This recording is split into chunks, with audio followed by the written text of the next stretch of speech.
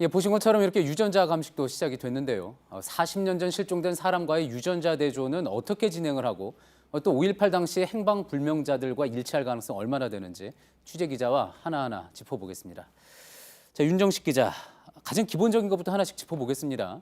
일단 유골이 공동묘지에서 나오지 않았습니까? 어찌 보면은 당연한 건데 어떤 부분이 석연치 않다는 겁니까?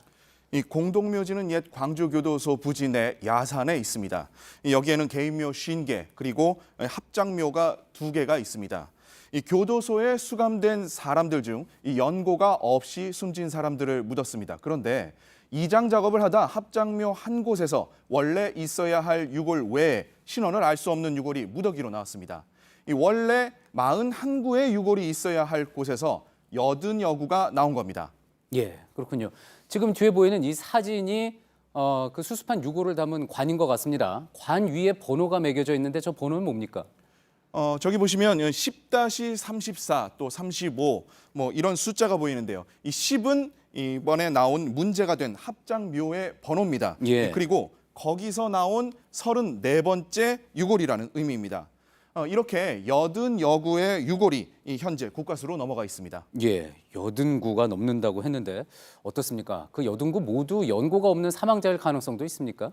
취재진이 이장 작업을 한 노동자에게 직접 전화를 걸어서 한번 물어봤습니다. 이 봉분을 약 20여 센티미터가량 파냈더니 유골 40여 구가 나왔습니다. 그리고 그 밑에 콘크리트 관이 나왔는데 여기에 이미 수습한 유골만큼의 유골이 또 있었다는 겁니다. 예. 일단 콘크리트 안의 유골은 연고가 없는 사망자, 그리고 그 위 유골 40여구는 신원이 파악되지 않은 이들로 보입니다. 누군지 모르는 유골이 이렇게 많이 나오다 보니까 5.18 행방불명자일 수 있다는 말이 나오는 겁니다. 그렇군요. 자, 유전자 대조는 이제 어떻게 진행되는지도 궁금합니다. 네, 5.18 당시 행방불명이 신고된 사람이 448명입니다. 예. 전남대학교 법의학연구소가 이중 295명의 DNA를 보관하고 있습니다. 이 가족의 협조로 입던 옷 그리고 머리카락 등을 다수 확보한 겁니다.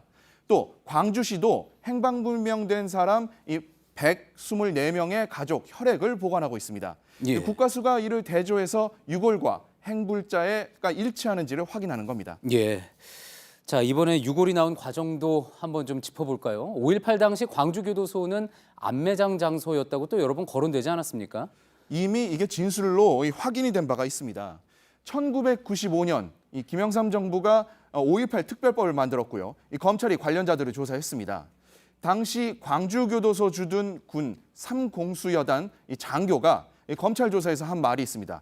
여단장 지시로 시민을 매장할 장소를 직접 물색했다. 이렇게 진술했는데요. 예. 이 장교는 검찰에 안매장 장소 지도도 제출을 했습니다.